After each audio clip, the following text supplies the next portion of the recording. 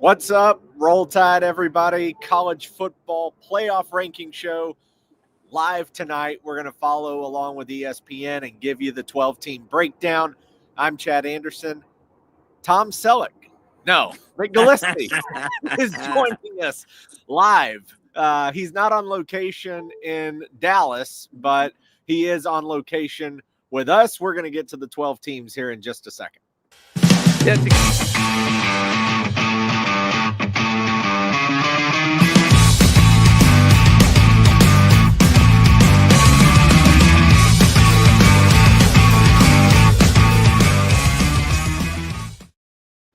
All right, there's the guy, Mick Gillispie. I'm Chad Anderson. Thanks for joining us. We didn't do the playoff ranking show last week, but we wanted to restart it because 12-team playoff, such a huge year, Mick. I mean, everybody's always forecasted this or said, how cool would it be to do this and do that and see this team play here and this team play there. So exciting times, and I would say Bama's in a pretty good spot, you would think, going into tonight.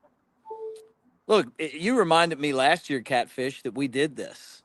And I was like, that's right, we did do this. You know, it's hard remembering one year to the next. But so much has changed with the college football playoff because, 2 losses and you're still alive. And we have 2 losses. So, but we're squarely in the mix for this at Alabama. I'm excited to see kind of how things turn out. I figure Bama's probably going to be in the same range as they are in the AP and the coaches poll, but that puts you in the playoffs to me.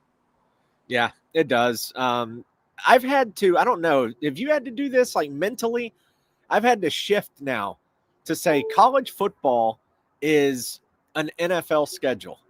Like college football, you have to treat it like an NFL season. In the years past, it was like, all right, can't lose. Then it was, okay, you could lose once, but you definitely can't lose twice. Never did a 2-loss team make it to the 4-team playoff. Now this year, it's like, okay, we can lose 2 times. We can't lose a 3rd time. So it's really been a mental shift. But this Alabama team, if they play like we've seen twice this year, are they national title contenders?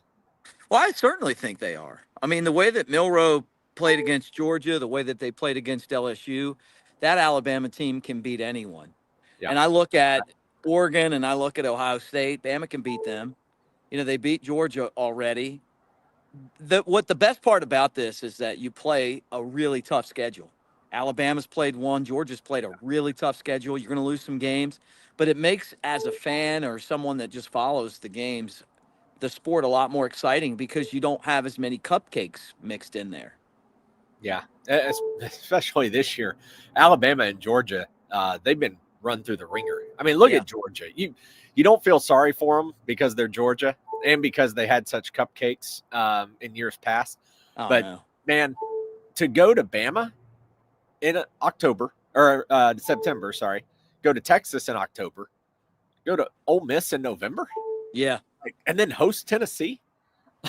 Man, that is brutal. And by the way, don't forget, they slaughtered Clemson to begin the year. Mm-hmm. Yeah. And Clemson, has looked okay at times and then awful at other times. But they're releasing the rankings right now, and they're up to the first team in, per se, is Boise, who's ranked 13th. But remember, they are the 12th seed because they're the highest ranked group of 5 champions. So even though they're not in the top 12 in the rankings, they're number 12 as far as the seeding goes. Georgia is the first team out, Mick. And it doesn't surprise me right now. They've got to beat Tennessee this week. They're going to do it. I stayed up and watched Boise and Oregon earlier this year. It was a hell of a football game. It was. So I know Boise can play. This playoff, the fun thing is that if Boise comes to Tuscaloosa, they're going to get stomped, and it's going to be fun to watch it. But at least they have a chance to say that they came and things didn't go well for them. And, of course, Boise has Ashton Gentry, who could be, probably should be a Heisman finalist with some of the numbers he's putting up this year. They're just gaudy. The idea of him actually winning the Heisman, probably not going to happen, just coming from the group of 5, but still an incredible year for the Boise State running back. Let me ask you this, Mick.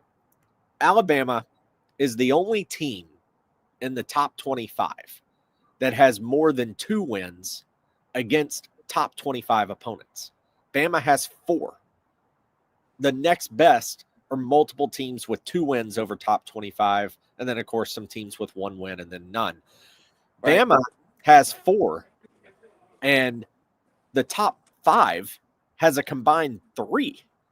Right. So, well, they've played a tough schedule. I mean, they've beaten teams. I know they lost to Vandy, and and then the Tennessee game. I felt like Tennessee got a lot of breaks in that game, but Alabama was far better in my mind, the team in that game. But Tennessee wanted it more at the end. But that game seemed to really have turned this season around for Alabama. And you look at the last 2 games, Missouri and LSU. I like the way that Bama's trending right now, man. I feel so comfortable about this. Our buddy Clint Lamb posted earlier today on Twitter, and it was such a good tweet talking about Alabama's first half defense. You go back and look, I never really put that in context, but the defensive struggles for Alabama have been in the second half. Teams made adjustments and they've struggled. Tennessee put up 24 in the second half. Georgia put up 27 in the second half. Vanderbilt had the most points in the first half with 16 against Alabama's defense. They just converted another third down on us. So you look at that and it's like, wow, if Alabama's starting to, or really the defense maybe hasn't been as bad as what a lot of teams say, or a lot of fans say. It's been more about, hey, what's going on in the second half with the adjustments? What are other teams figuring out?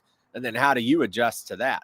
So you're getting a lot of love on the stash, by the way, on the comment section. Thanks, guys. Look, I'm rocking it right now. The stash is 1-0 against LSU. So, is that still a little party in the back there too? It's look. This is all one length, pal. Is it? Look at this guy. Yeah, this is not a mullet. I'm at an event with a guy that has a Joe Dirt mullet, though. Look at it. No, it's not the mullet, but you got like that baseball hat curl in the back. Well, I did. Look, it's called the Fairhope flip. That's the way we do it. There it is. The Fairhope flip. Yeah. I love this guy. Yeah, we got that right there. All right, so let's get some reactions. They're up to number 6 at this point. The second team out is SMU. The first team out is Georgia. So Georgia actually is out right now. Again, Mick said they played Tennessee. If they beat Tennessee, likely to they're jump right back in. Yeah. So right now you have Boise State as the 12 seed. Ole Miss is the 11 seed at 8. Wow. Alabama is the 10 seed. So Alabama only jumped 1 spot, Mick. And I'm kind of surprised, I'll be honest, because they dominated LSU, who was a top 20 opponent, a top 15, yeah, right. I believe, dominated LSU. Have the win over Georgia, the bad loss at Vanderbilt, who's now 6-4, the loss on the road to Tennessee. But looking at it, I'm thinking, man, top 10 strength of schedule, and Alabama with 4 top 25 wins, and they only move up 1 spot in the poll or in the college football ranking. I don't know. I have a problem with that because I look at a team like Miami who came in right above Alabama. And I'm sitting here looking at it going, Miami is 9, and they're really the 4 seed because right now they're the ACC champion. Right. Yeah, right. But how do you have Miami ahead of Alabama right now? Look, I don't even worry about where we are today, Chad. And I know what you're saying, right? If this was the end of the season, how could Miami be ahead of Alabama? Because, well, they're the ACC champs, but Bama's a much better, more quality team. I look at it like this. Bama in the AP and the coaches is the highest ranked 2-loss team. And I think they've turned the corner. If they keep on doing the things that we saw them do over the last couple of games, Missouri, quality opponent, and then obviously LSU on the road in Death Valley where no one ever wins. You know that no one ever wins in Death Valley at night. I mean, it's impossible to ever win a game. But look, dude, if Alabama is playing Indiana in the first round, I mean, that's a massacre. That is a massacre, man. Like they have no chance. I'm married to an Indiana graduate. You know the idea, this, though. The concept of me going to Bloomington, nervous as shit. Like nervous as hell. No, you're not gonna. You have nothing to worry about. Look, I appreciate Kurt and what he's done there, and the program having this amazing year, but the reality would set in when Alabama rolled to town. when they haven't played a team that has one vote in the top 25, and Bama's won 4 games against teams in the top 25 and beat a number 1 team already this year, right? What's going on is part of the process. Like we're taking a snapshot of where the things are today. But I'm going to tell you, thank you. I said that I look like an extra on Super Troopers, Steve. I'll tell you what, man. I think the biggest thing is that Alabama is in right now. And then all we got to do is just take care of business. Mercer, at Oklahoma, Iron Bowl, and it's all going to shake out the way we want it to. I just want to host. I don't want to go on the road in December. That's my only thing. I want to host. I want a Friday night game in Tuscaloosa, hosting against Indiana, Notre Dame. I think that would be classic. Yeah, in right. December, Notre Dame comes to Tuscaloosa. I just go back to last year, Mick, and it's the same thing. Remember last year we were talking about it. We did this show. Remember Alabama was stuck at 8 all year? And we were like, nobody's losing. I know. We were like, nobody's losing. Yeah. And they did figure out a way to get in. But at the same time, this year, I'm looking at it and I'm going, same thing. Like Alabama's in a spot where, hey, I don't get why play the games, the hard games. Like this is the Danny Cannell thing that drives me nuts. Right. It's like, well, Indiana's undefeated. They should be number 2. Like, they don't play anybody. Yeah. Without argument, Army should be number 3. Yeah. And Navy 3 weeks ago should have been number 5. Right. And who you play matters, I guess, is my problem with it. Notre Dame lost to Northern Illinois. And this isn't 2003 Alabama we're talking about here. This is Notre Dame lost to Northern Illinois. And Notre Dame's still sitting ahead. Like, who has Notre Dame defeated? Well, they beat Texas A&M, so that turned out to be a pretty good win. But right, but 2 wins, yeah, against the bottom half of the poll versus Bama's 4 wins, and one of them against Georgia now slipped. But think about this, Kat. You get past Mercer, right? You get past Oklahoma, and I know this isn't a good Oklahoma team. Probably going to fire the whole staff and go out and spend some money on a real coach, and then you take care of Auburn in the Iron Bowl, and you pop that 5 on them, boom. You're looking for the thumb this year, aren't you? Boom. I am. I lived through the thumb on us. Yeah. But you drop that 5 on Auburn, and we're going to be hosting. You can bet your sweet ass we'll be hosting if Alabama wins out. I know it. They got to only climb 2 spots. Yeah, they will. Because Indiana's going to lose.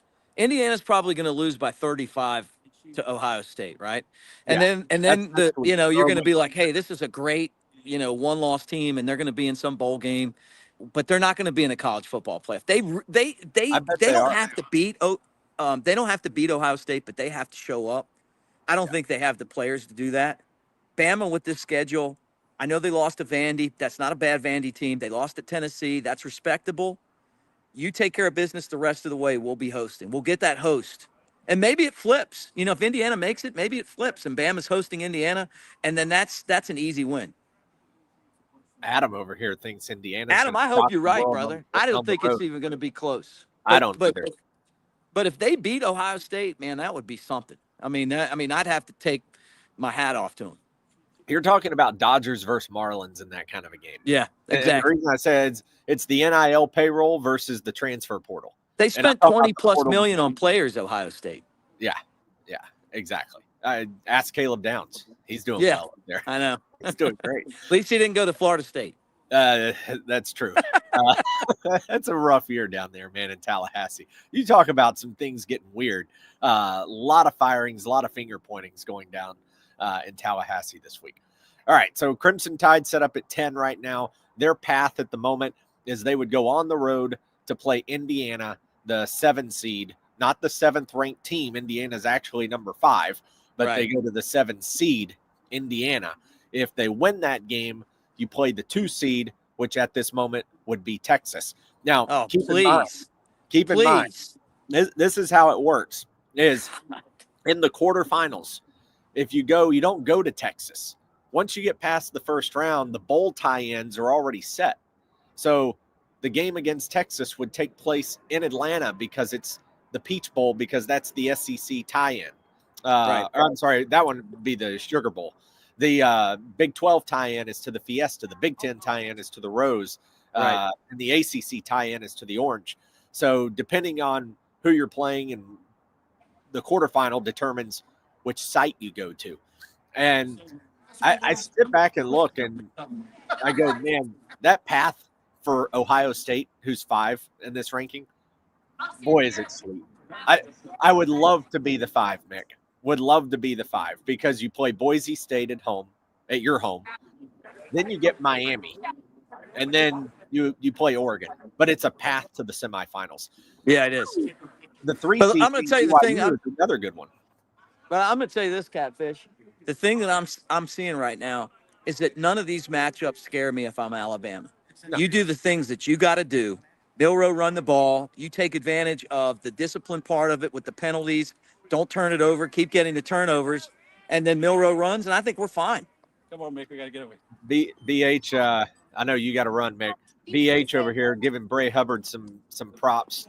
He's the 3rd highest rated safety in the last 3 weeks of college football. Fantastic. All right. You enjoy Tom Selleck. I'm being called, but look, there's downtown Gatlinburg. Let me give you guys a tour. Look at this. And I got to go join that group of people right behind me. Great job, Catfish. Roll Tide, everybody. Roll Tide, buddy. We'll see you. All right. That's Mick Gillispie joining us from the Smokies. He's on his retreat this week. Last and final thoughts. Curious if you drop these in the comments, we'll try to read them, throw them up here live. But the last question posed here for Alabama fans, and this is really setting up in a way that I wasn't sure was even possible just a couple of weeks ago. Alabama's right now sitting at 7-2. Mercer, you can assume the win, and let's just assume you went out, you go 10-2. If Georgia beats Tennessee, then now we have so many teams with 2 losses, and then throw Texas beating Texas A&M into that mix. So if you're sitting here and all these teams are stacked up with 2 losses, you're going to run into Alabama very likely to win all the tiebreaker scenarios that puts the Tide in the SEC title game against probably the Texas Longhorns. The problem here, if Texas beats Alabama in the SEC title, it's their 3rd loss. So let's say it's number 3 Texas taking on number, at that point, 8 Alabama. 3 versus 8. But if 3 beats 8 and it's the 3rd loss for number 8 Alabama, does it tumble them out of the playoffs? And what an awful thing that would be for college football.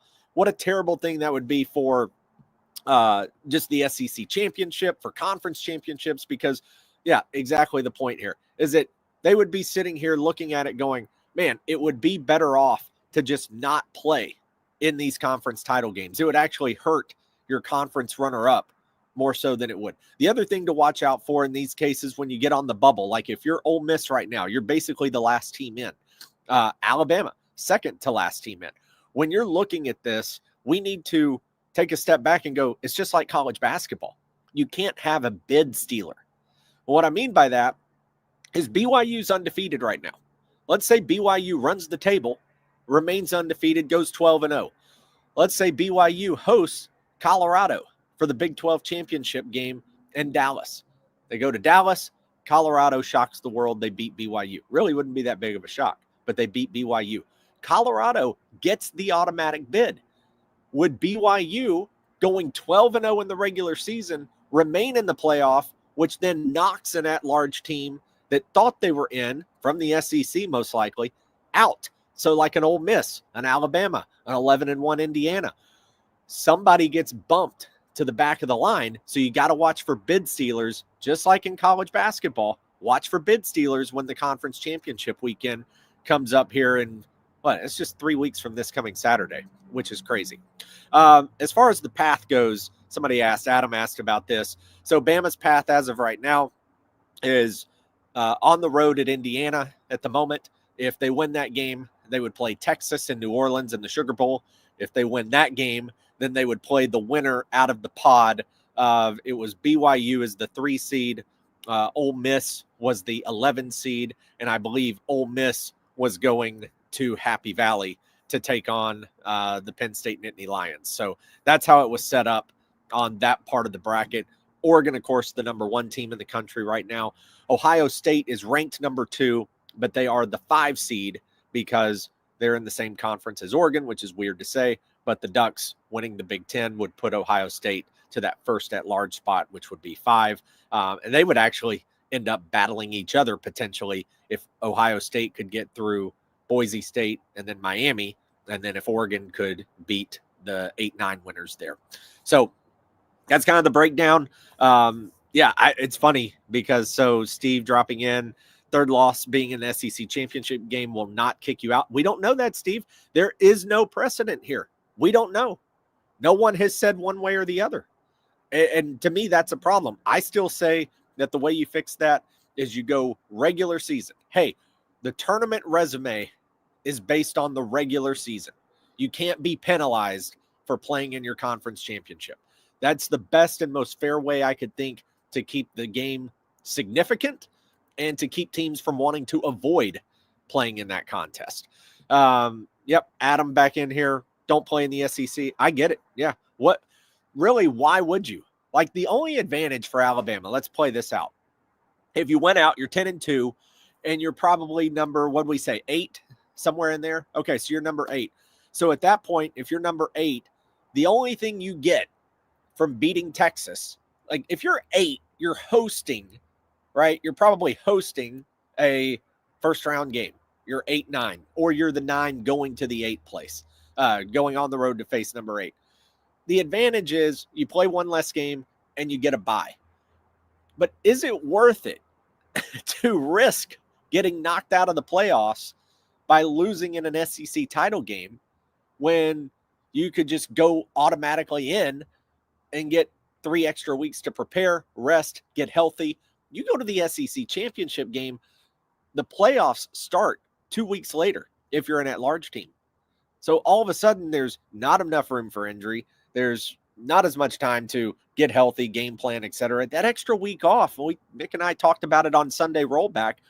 Whoever's healthy at this time of the year plays such a key role on things like that. All right, Divine. I like it. We'll get on board with that one. Let's see. Drop some others in here. Check some of these comments.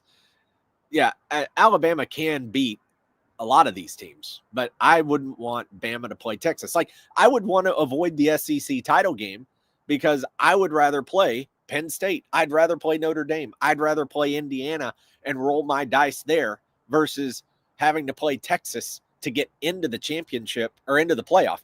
And then here's the other thing. You have to go play Texas. Well, then if you did beat Texas, you could end up facing Texas in your first playoff game. That's the way these brackets work. And then you definitely don't want to see a team multiple times. Like, that's when it can get really difficult, beating teams multiple times inside the same season. Obviously, Bama's done it before, but it just makes it that much harder whenever you want to do that. So anyway, all right. That'll wrap it up and do it for us tonight. I hope everyone enjoyed it. And tell you about our good friends at Pearl River. First, I got to drop these comments off. See if I can get these off of here. Sorry, I'm not as good as Mick on some of these things. Here, hide. There we go. Our friends at Pearl River. So head over there. The golf courses, amazing. The Dancing Rabbit, the Augusta that you can actually play. They do it for just $40. They got all the perks, the Timeout Lounge, drop some bets, get some futures, the Heisman winner, the national championship winner, get your NFL playoff bets. You can do all those things at Pearl River, Mississippi, Pearl River Resort. Fantastic place. Mick and Jake are going to be hanging out. I think it's Oklahoma weekend that those two guys are going to be over there live hanging out for the weekend, enjoying themselves, doing the tailgate show, hanging out with you. Make your way over and check them out. Fantastic time, fantastic place, Pearl River, Mississippi. You just can't go wrong. Roulette's my game. Love roulette. So much fun. Also, if I can help you guys from a mortgage perspective, refinancing, purchasing, whatever it may be, would love to do so. We've helped so many families. I've helped 10,000 in my career. Really enjoy just the relationship building and getting into the communities. That's my cell phone there on the screen. That's my email. That's my website. It all comes straight to me. We've been helping people get out of credit card debt and save the last 3 stories. $500, $800, and $1,300 per month on some refinancing and getting them in better financial situations. So if you would like to just explore that, reach out. If you just want to email me or text me and chat, talk a little football or basketball or something, feel free to do that as well. Our newest show, Catfish Courtside, which is dropping the day after every Alabama basketball game. Should have seen one this morning. We'll have another one dropping on Saturday morning. Bama playing Purdue on Friday night in West Lafayette. That's a huge matchup for the second-ranked Crimson Tide. Nate Oates, first big one of the year, and we'll see how they're able to handle going on the road, hostile environment. Last year's Final Four team, Purdue, should be a good one. Looking forward to it. Plus, of course, the tailgate show this weekend, Bama Mercer, and then we get into the final couple of weeks of the month of November with basketball and, of course, football wrapping up the regular season. All right, that's it. Bama's a 10 seed right now on the road at Indiana. We'll see how it shakes out over the next 3 weeks before we have a final playoff in place. Hope everyone has a great rest of the week. Like, subscribe, hit the bell, stay tuned to the channel. We'll be here dropping content each and every day. Roll Tide. We'll talk to you soon.